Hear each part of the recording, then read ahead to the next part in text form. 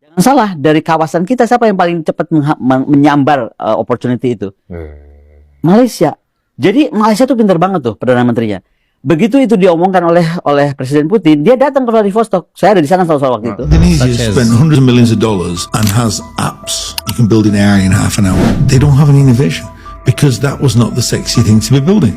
M. Anwar buat something yang Barat tak berani nak buat. Dia pergi jumpa Putin di persidangan ASEAN Russia dan berjaya dapatkan jaminan minyak 20 tahun untuk Malaysia. And Petronas pula secure medan gas baru di Turkmenistan. So apa maknanya berita ni untuk korang semua? Gue bingung. Reaksi gue pertama kali waktu ada pejabat negara, waktu pidatonya ngomongnya endasmu. Emang gue pikirin. Itu reaksi pertama gue langsung kayak, serius nih, kayak gini nih bahasa tutur kata kalimatnya. Gua nggak pernah sekecewa ini sama yang namanya manusia sampai ada di titik ini. Sorry, it's DJ. Hai, welcome back to my YouTube channel with me, Sari Ting Ting. Hai semuanya, apa kabar kalian? Semoga dimanapun kalian berada, tetap diberikan kesehatan, dipermudahkan juga segala urusannya ya, amin. Nah, untuk sesebuah negara itu mencapai ekonomi yang stabil ya, mata uang terbaik, itu juga ditengok daripada siapa yang memimpin, siapa yang mengatur suatu negara tersebut. Nah, dalam hal ini saya ada tengokkan Indonesia sekarang dengan kepemerintahan Bapak Prabowo Subianto ini agak banyak sekali polemik ya. Saya ada baca, saya ada tengok kritikan-kritikan daripada rakyat Indonesia dekat media sosial, baik secara langsung ya. Banyak mahasiswa yang buat demo yang tak setuju dengan pidato-pidato presiden, kebijakan yang dia buat ya, dan macam-macam gitu. Oke, nah ada juga yang menganggapkan karena pidato-pidato yang kadang ngawur juga ya. Sampai baru-baru ini ada pidato itu sampai kata endasmu. Emang gue pikirin ada lagi nye katanya. Ada lagi 13 tambah berapa hasilnya tak sama. Nah itulah itu ya. Ini sangat mengkhawatirkan ya, ditengok negara lain. Itu ya. Nanti orang pikirkan, aduh, presidennya pun gini. Apa rakyat dan bawahan-bawahannya? Malu kita ya. Oke teman-teman, so jom kita tonton. Di sini ada juga video daripada orang luar negara. Katanya investor ini bilang Indonesia tuh cuma ngeri di distributornya. Dan ada lagi ya di sini dekat podcast orang pakar ekonomi di Indonesia mengatakan Malaysia pemimpin ini cerdas ya dalam hal ini. Oke, so kita tonton apa yang dikatakannya, kita boleh belajar juga nanti. So langsung saja, cum. Kalau kita lihat BRICS, sekarang tuh BRICS itu kekuatan 40% dunia. Ini dulu. Dan di situ kan bukan cuman Cina dan Rusia, kita lihat ada India, ada Brazil. Yang betul-betul dulu ini adalah the power of global south lah. Ya kan? Nah, mesti kembali kita lihat. Rusia ini kan sakit hati gara-gara Ukraina. Gila nih, Ukraina dibikin jadi proksinya si Amerika dan Eropa, betul? Dia dendam banget sama namanya kejadian kemarin. Kalau maunya gitu. Jadi buat dia, gue udah gak mau lagi deh lihat Eropa. Dulu kan Rusia tuh antara setengah Eropa setengah Asia kita tahunya kan. Betul. Sekarang enggak, kalau kita perhatikan, Putin tuh udah bikin lah, kita tuh mending bikin sesuatu yang lebih Asia. Makanya di atasnya BRICS itu ada Greater Eurasian Partnership. Jadi Rusia yang akan lebih besar, yaitu ya tadi negara-negara satelitnya Rusia itu kerjasama baik dengan Cina dan lain-lain. Jangan salah, dari kawasan kita siapa yang paling cepat menyambar opportunity itu? Malaysia. Jadi Malaysia tuh pintar banget tuh Perdana Menterinya. Begitu itu diomongkan oleh Presiden Putin, dia datang ke Vladivostok. Saya ada di sana selalu waktu itu. Dan dia langsung komit ke Presiden Putin, saya akan ikut masuk di Greater Eurasian Partnership. Nah, Indonesia jadi bukan BRICS aja, dia bisa punya kesempatan di sana. Kalau dia terlalu barat, jadi kita udah kayak mengkhianati spirit Bandung. Kemudian juga kita jadi salah tingkah dong. Pasti dong, nggak mungkin di BRICS kita nggak salah tingkah. Kalau bahasa gaulnya lu diketok, lu ngapain sih cepet-cepet ikutan? Mbok lu koma dulu, mikir dulu.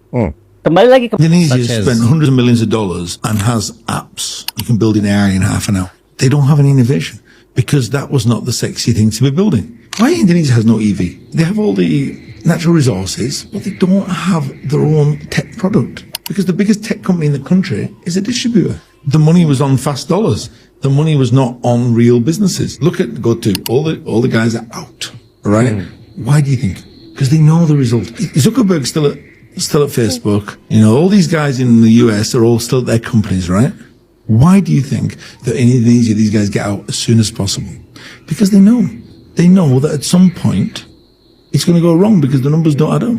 So I think it's the culture of the whole system is a get rich quick scheme.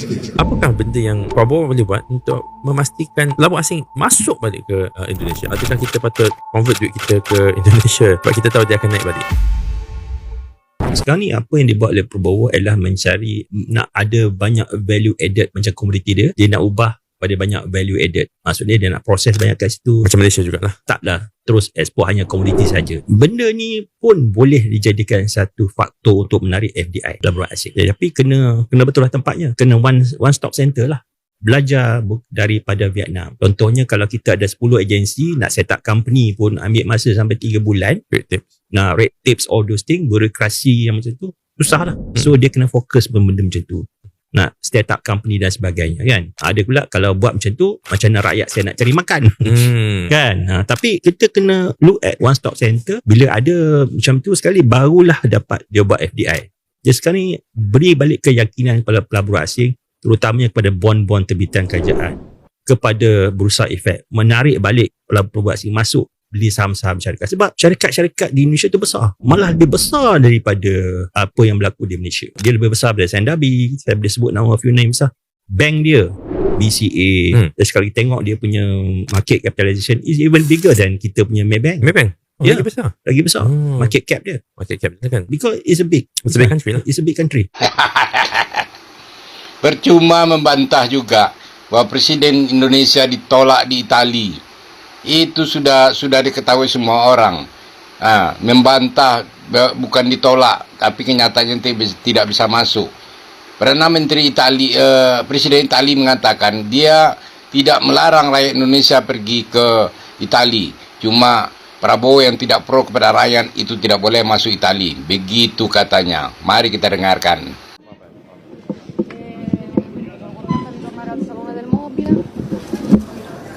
Diciamo, l'attenzione del governo, la solidarietà verso una filiera fondamentale del Made in Italy, come sapete, oltre 50 miliardi di fatturato, 2,3% del PIL, 300.000 addetti, export stabile, in crescita in alcuni mercati nuovi.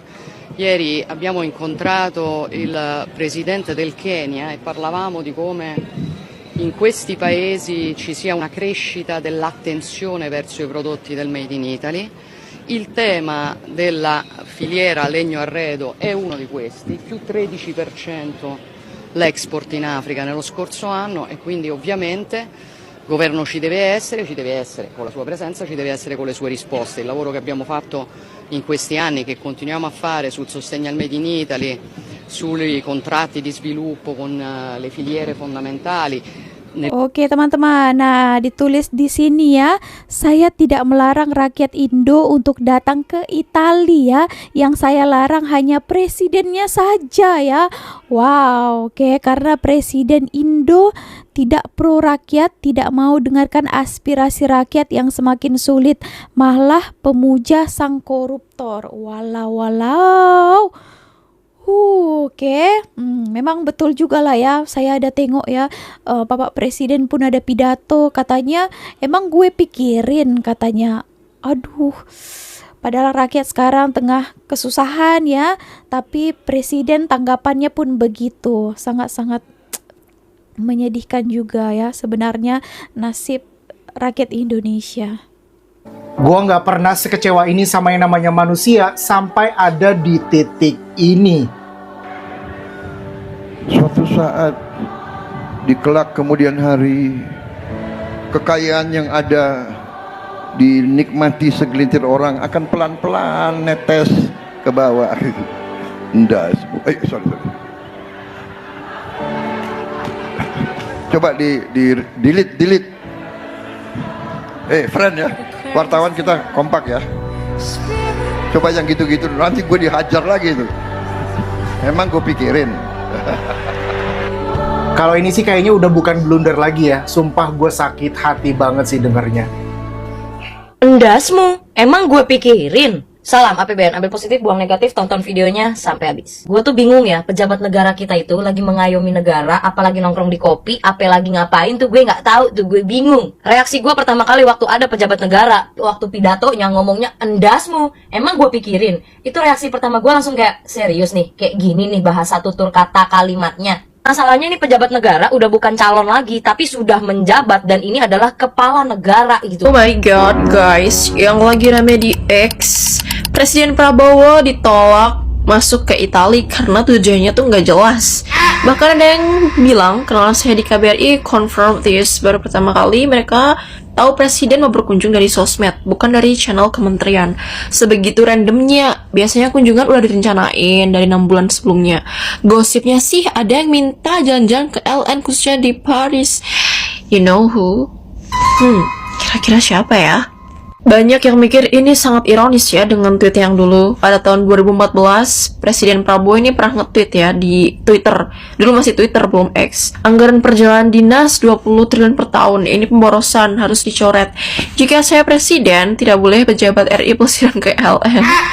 Baca komenannya pada Dut, sabar Dut, banyak doxli bertebaran tentang kepelin-pelananmu. Oke, fast forward ke tahun 2026.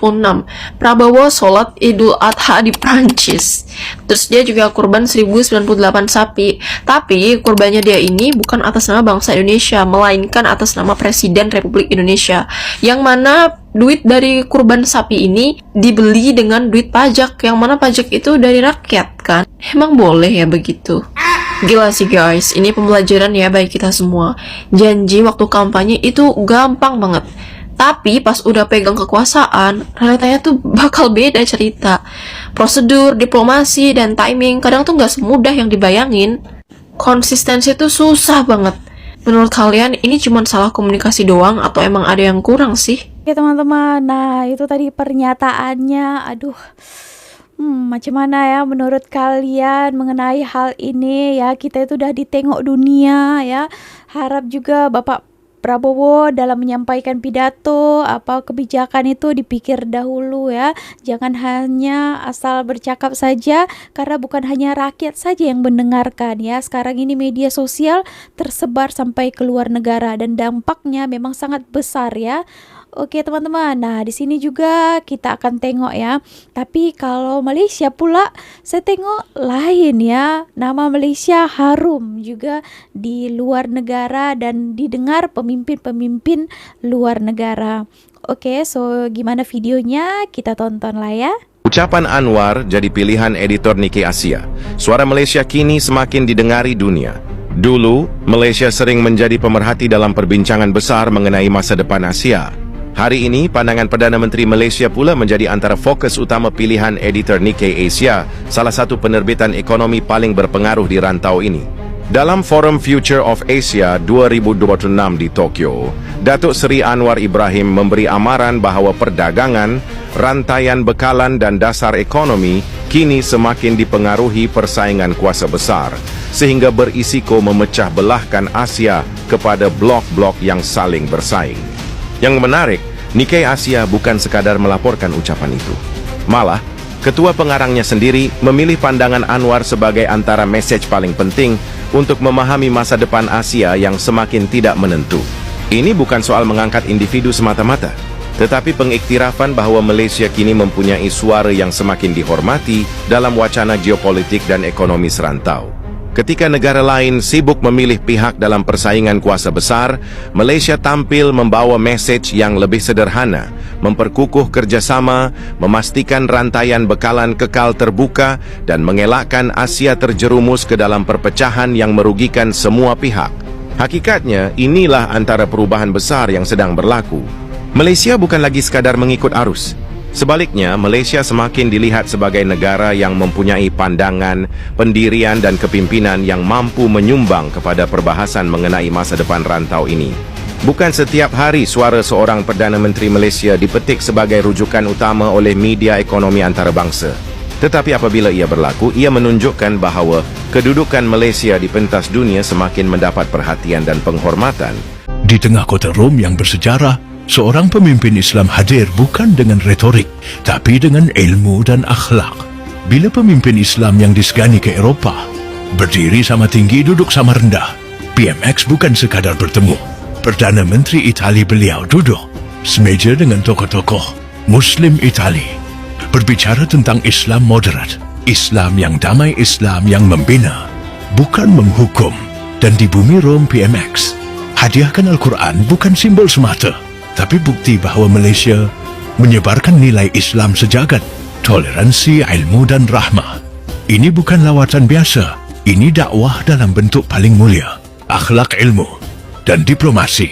Inilah wajah Islam Madani. PM Anwar buat something yang Barat tak berani nak buat. Dia pergi jumpa Putin di persidangan ASEAN Russia dan berjaya dapatkan jaminan minyak 20 tahun untuk Malaysia. And Petronas pula secure medan gas baru di Turkmenistan. So apa maknanya berita ni untuk korang semua? Jadi guys, Petronas sebenarnya dah 30 tahun tau bertapak di Turkmenistan. Tapi kali ini mereka berjaya secure 2 lagi kawasan gas baru dan ini 100% milik Malaysia. Dan yang lagi best, Petronas juga dapat deal baru yang membolehkan mereka ada potensi untuk membuka pintu ke Galganish, salah satu medan gas terbesar di dunia. Cuma nak ingatkan benda ini masih lagi di peringkat awal dan kalau ianya betul-betul jadi maka memang durian runtuhlah untuk Malaysia dan juga Petronas. So korang tahu kan yang Petronas ini adalah penyumbang duit terbesar untuk kerajaan. So apabila Petronas ini kukuh maka duit rakyat pun sepatutnya akan lebih kukuh. Dan dalam masa yang sama, sewaktu persidangan dekat Russia, Anwar telah pun menjumpa Putin dan Putin sendirilah yang memberikan jaminan bekalan petrol, bekalan diesel dan juga gas untuk negara kita selama 20 tahun. Semasa seluruh barat memulaukan Russia, tapi Anwar tetap redah jumpa Putin. Realitinya harga minyak yang korang isi itu ditentukan ribuan batu jauh daripada sini, iaitu Selat Hormuz. Kalau dia tutup, korang tengoklah harga minyak naik. So sebab itulah kalau kita tak berjaya mengunci bekalan ataupun supply minyak yang kita ada sekarang, maka kita terpaksalah telan harga yang mahal macam sebelum ni. So korang boleh nampak macam negara diorang kena ada backup lah bekalan supply diorang sendiri. So samalah juga dengan duit korang, jangan bergantung kepada satu tempat saja. Dan apabila dah melabur ataupun investkan, dah akan menggunakan platform yang senang nak diversify, di mana dengan adanya Mumu korang boleh masuk ke pasaran Malaysia dan juga global dalam satu apps. Means korang boleh invest stok Malaysia, stok US, stok China, stok Singapore, stok Hong Kong, semuanya dalam satu app terus, termasuklah saham tenaga dunia dan juga ETF, dan adalah yang patuh syariah. Oke teman-teman, nah itu tadi pencapaian-pencapaian yang luar biasa ya daripada Malaysia dan dipimpin oleh Perdana Menterinya ya. Oke, so ini terlepas daripada politik ya, Sari tak sangkut paut lah, tapi saya tengok kinerja yang baik yang didapatkan Malaysia ini, kerjasama yang dengan luar negara itu sangat bagus ya. Ini juga sangat ditengok investor asing itu lebih yakin, percaya untuk melabur ke negara ini. Oke teman-teman, so itu tadi beberapa video yang sudah kita reaksikan bersama-sama. Apa pendapat, pandangan kalian? Berikan komentarnya di bawah. So segini aja video kali ini. Terima kasih telah menonton. See you, bye-bye.